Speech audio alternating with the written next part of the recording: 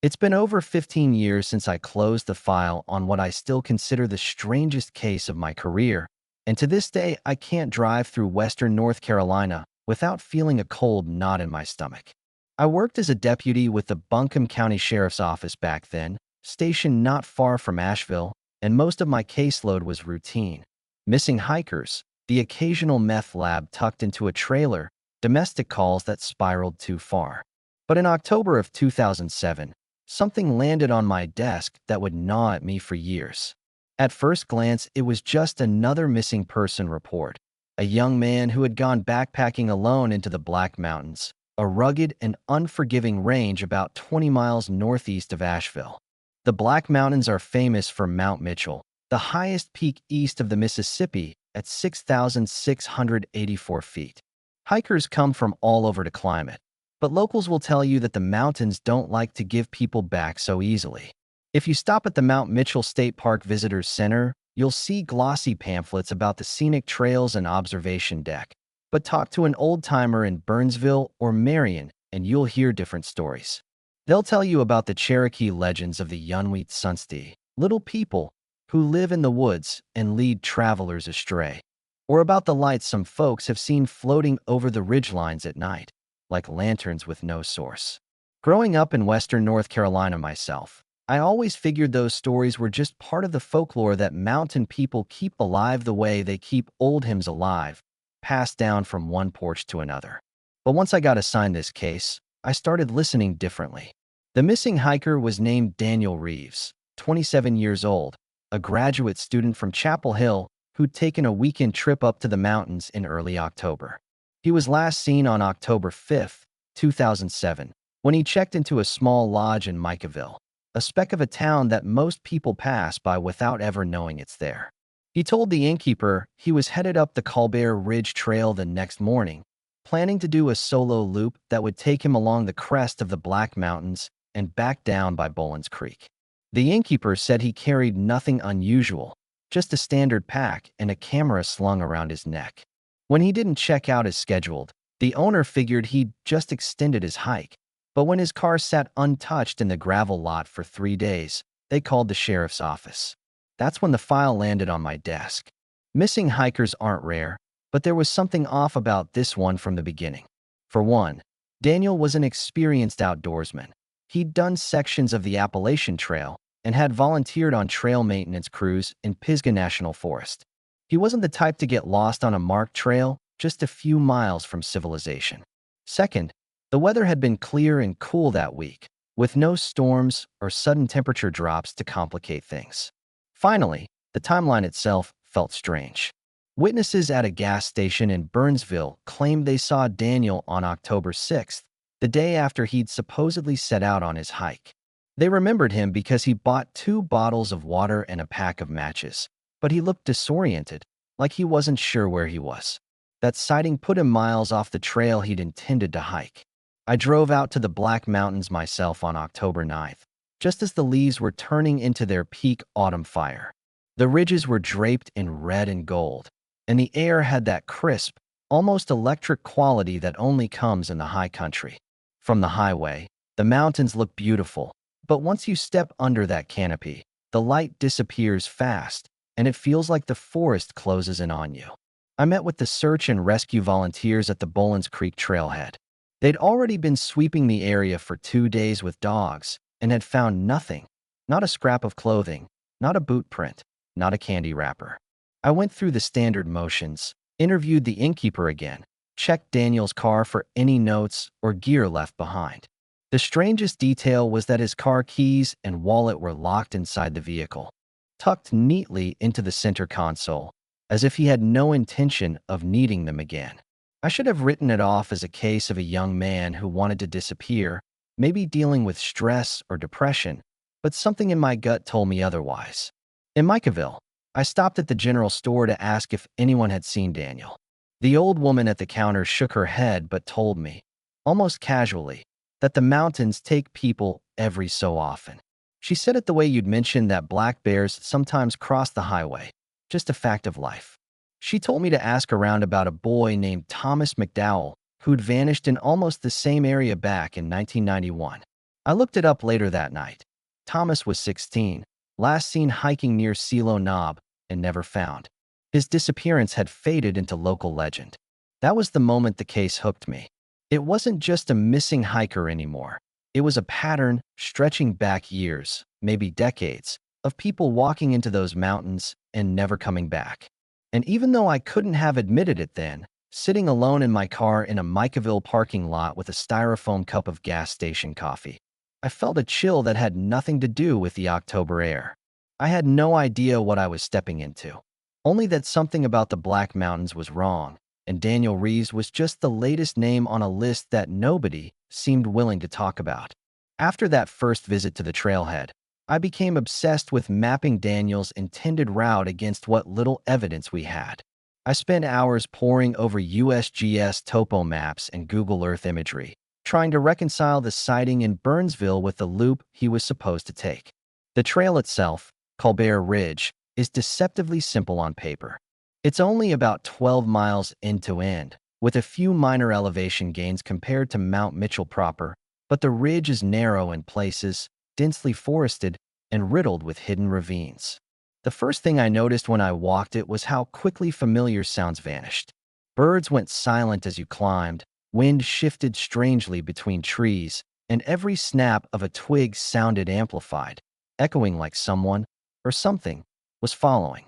The search teams had covered the obvious paths, so I decided to start where they hadn't, the old firebreaks and logging roads that crisscrossed the eastern slope. On October 11th, I hiked alone for nearly 6 hours, carrying nothing but a flashlight, my radio, and a small pack with water and granola bars. I marked every turn and every junction, noting the few signs of recent human activity: a discarded water bottle, a boot print in mud that might have been weeks old. At first, it was all mundane. Then I noticed the anomalies. Footprints, yes, but some of them didn't make sense. Too large for Daniel, too widely spaced. Some appeared to double back on themselves in impossible ways, as if someone had walked in loops in the same patch of mud. I followed them for nearly a mile before losing the trail. When I paused to catch my breath, I saw a movement at the corner of my eye, shadows slipping between the trunks, far enough away that I couldn't identify them, close enough that they felt deliberate. I told myself it was deer, maybe a raccoon. But instinctively, I knew that whatever it wasn't startled by me. That night, I slept in my car at the trailhead, hoping to catch hikers early the next morning or spot anything unusual. Around 2 a.m., I woke to a sound that made my skin crawl, a low, almost human groan, carried down the ridge by the wind. I live in the mountains. I know owls and coyotes. I know the moans of distant logs settling in the cold. This was different. It was soft, deliberate, and seemed mournful. I grabbed my flashlight and scanned the parking lot, but nothing moved. The groaning stopped as suddenly as it had started. I slept in fits until sunrise, haunted by the idea that someone, or something, was out there, watching.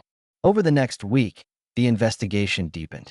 I interviewed the families of other missing hikers over the past 15 years. Thomas McDowell, a pair of siblings in 1998, a local hunter who vanished in 2002.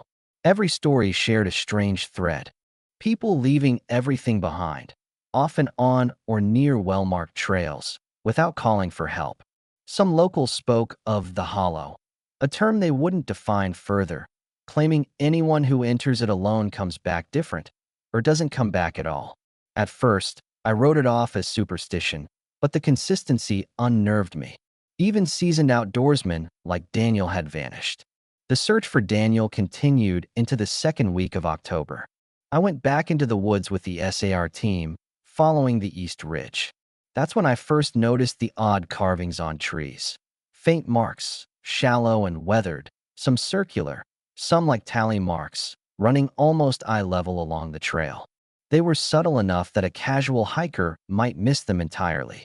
I photographed them meticulously, but no one in the office had ever seen anything like it. That night, in my motel room in Burnsville, I started noticing scratches on the outer window of my room. Nothing could have reached them from the outside, at least not easily, and the pattern reminded me of the marks in the forest. I told myself I was imagining it. By mid-October, The local press picked up the story. They called Daniel's disappearance mysterious, but cautious, avoiding words like paranormal. It was clear the case was straining public patience. Families of hikers wanted answers. Volunteers started trickling in, some seasoned, some not, and a few were unnervingly quiet, almost as if they were wary of talking about what they'd seen on the ridge. One older volunteer, a man named Harold Jenkins, pulled me aside on October 16th. "I've walked those trails since I was a boy," he said. "And I'll tell you this, some parts of the Black Mountains don't follow the rules you and I grew up with. You find your way in, and you find your way back, or you don't. That's the truth of it." He wouldn't elaborate further.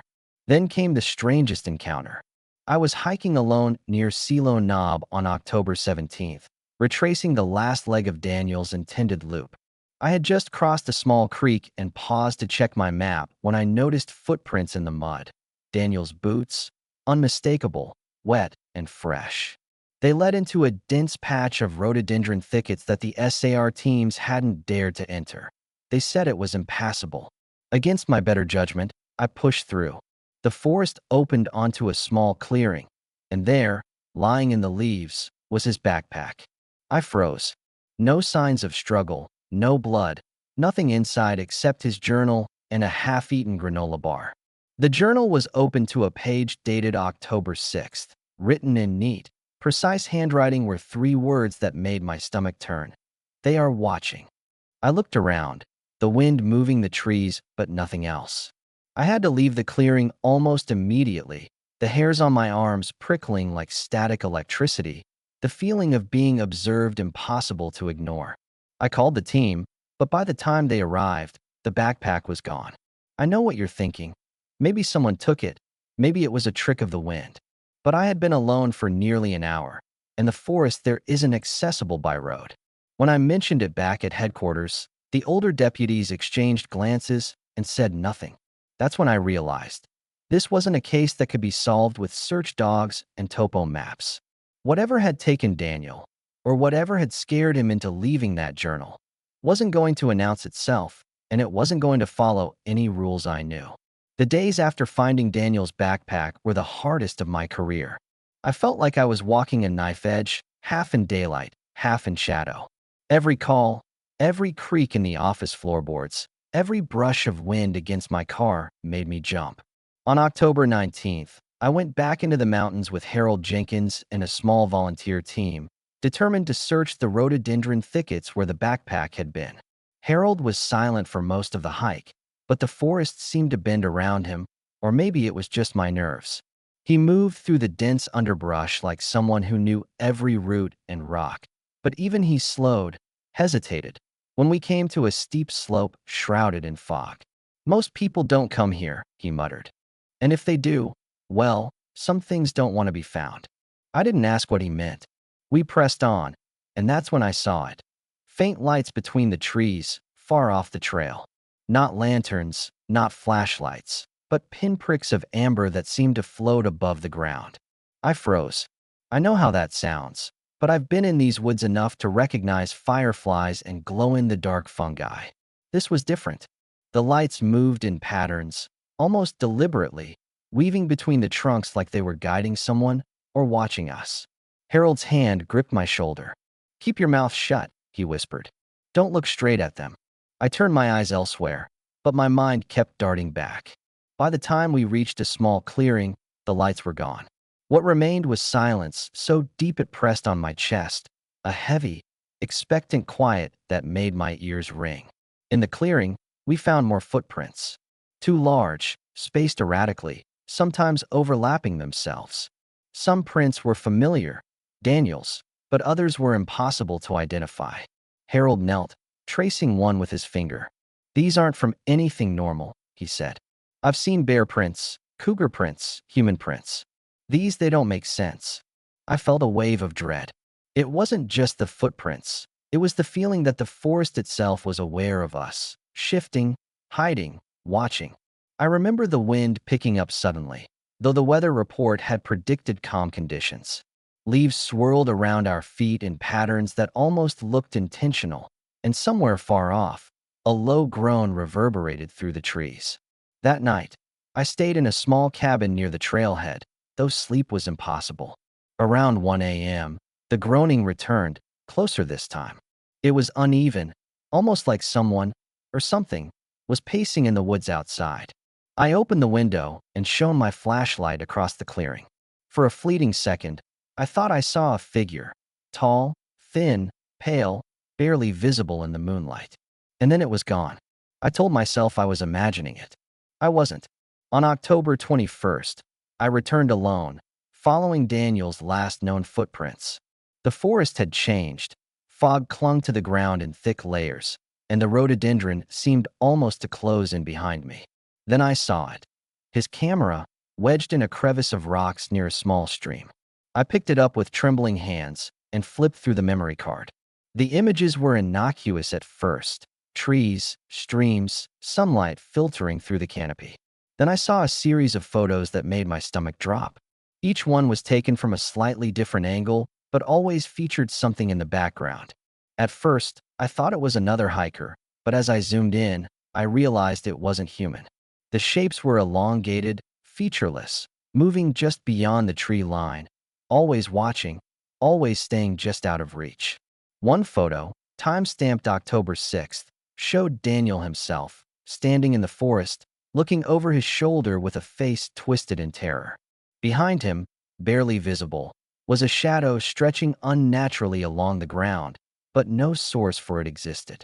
I called Harold immediately. He didn't flinch when I described the photos.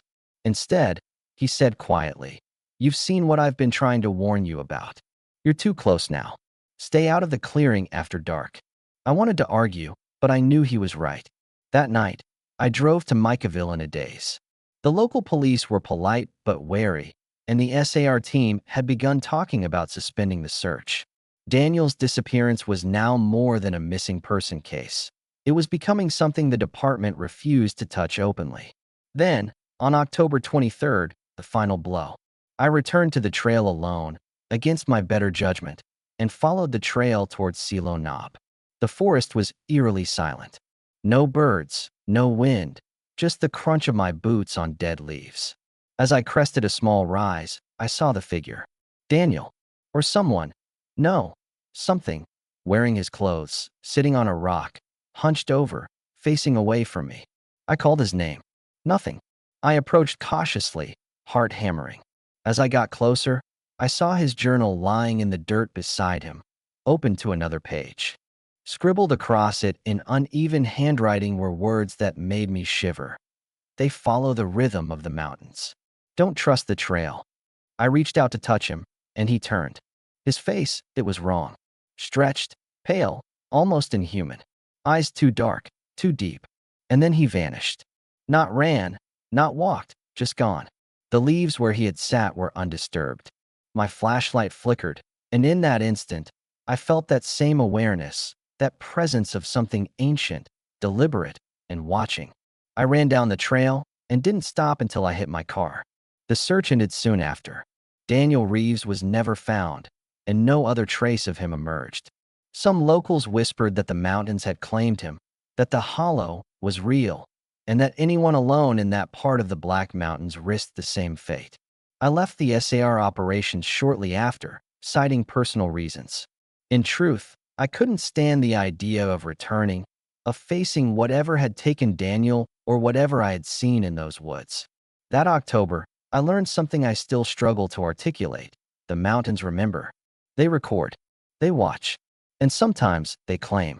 After the search officially ended in late October 2007, I tried to return to a normal life, but normal was gone. I stayed with the Buncombe County Sheriff's Office for another year, mostly handling routine traffic stops and reports of lost pets, but my mind kept drifting back to Daniel Reeves and the Colbert Ridge Trail. Every time I drove through Burnsville or past the old logging roads, a shiver would crawl up my spine, the same chill I felt the night